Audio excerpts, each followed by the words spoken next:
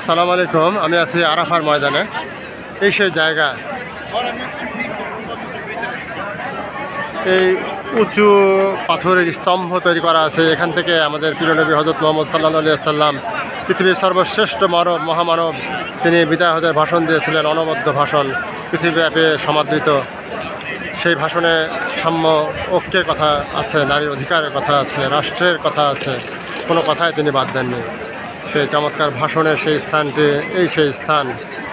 কত দেশের মানুষ এখানে এসেছে, কত মানুষের ভিড়, কত মানুষের পদচারণায় মুখরিত এই চত্বর। এই সে চত্বর যেখানে আমাদের প্রথম মানবী হযরত আদম আলাইহিস সালাম এবং হাওয়া আলাইহিস সালামের মিলনস্থল। এখানেই তাদের সাক্ষাৎ হয়েছিল। এই সেই চত্বর। সুবহানাল্লাহ, আলহামদুলিল্লাহ, আল্লাহু আকবার। আল্লাহকে ধন্যবাদ জানাই এই চমৎকার সুন্দর একটি জায়গা আমাদেরকে নিয়ে আসার জন্য। Okay friends, thanks for watching my page. বন্ধুরা, অবশ্যই আমার চ্যানেলটি সাবস্ক্রাইব করবেন।